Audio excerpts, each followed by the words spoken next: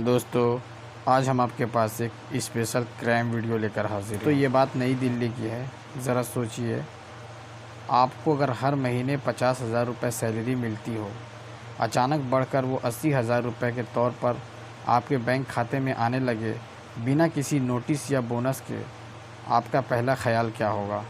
शायद कंपनी के HR को फ़ोन करेंगे या चेक करेंगे कि कहीं कोई बम्पर बोनस तो नहीं मिल गया।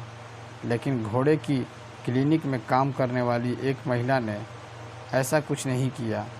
उसके बैंक खाते में तय सैलरी से कहीं ज़्यादा पैसे आते रहे और वो इन एक्स्ट्रा पैसों से अपनी ज़िंदगी मज़े मज़े में जीती रही।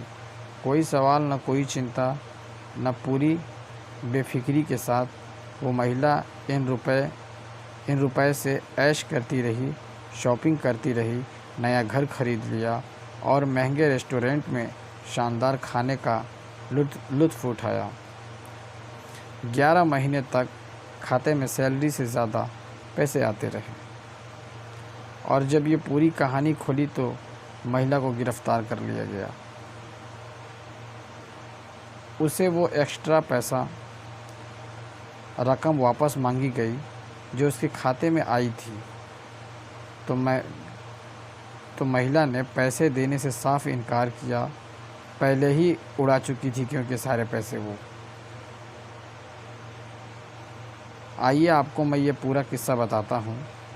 कहानी शुरू होती है फरवरी 2022 से। डेली मेल की एक रिपोर्टर के मुताबिक ये याचिका अरुआ का नाम की एक महिला फ्लोरिडा में घोड़े की एक क्लिनिक में रिसेप्शन की तौर पर काम करती थी।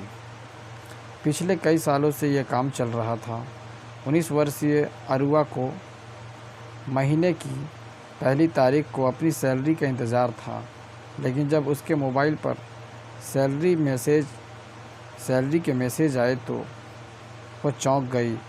उसे खाते में सैलरी से कहीं ज़्यादा रकम आ रही थी।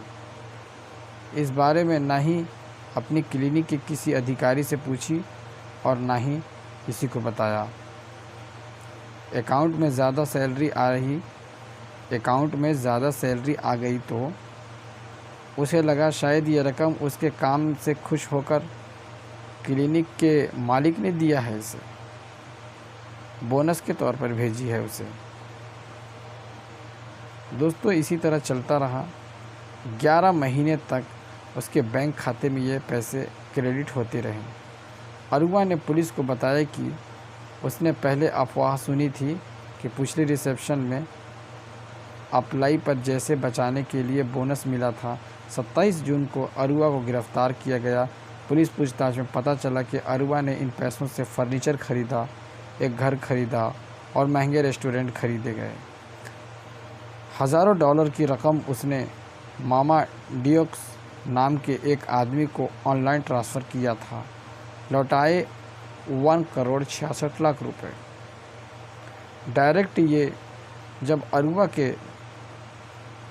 जब अरुआ से इस बारे में पूछा गया तो वो रो पड़ी और गलती स्वीकार की। इसके बाद उसने डायरेक्टर को लगभग 1,66,00,000 रुपये चेक दिया, वापस किया और डॉक्टर साहब ने जब वो बाकी पैसे नहीं मिले तो डॉक्टर साहब ने उसे कहा कि और बाकी पैसे, क्योंकि उसकी मां ने पहले ही लगभग 83 लाख रुपए अर्जेंटीना के परिवार को भेज दिया था।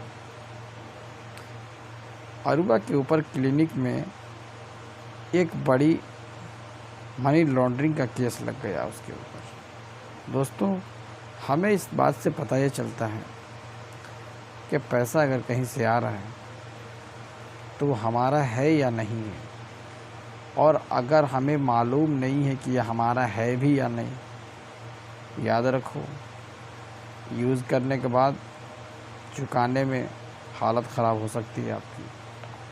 दोस्तों, हमारे चैनल से हमारी कहानी से आपको क्या सीख मिला, अपनी राय को कमेंट बॉक्स में ज़रूर दें।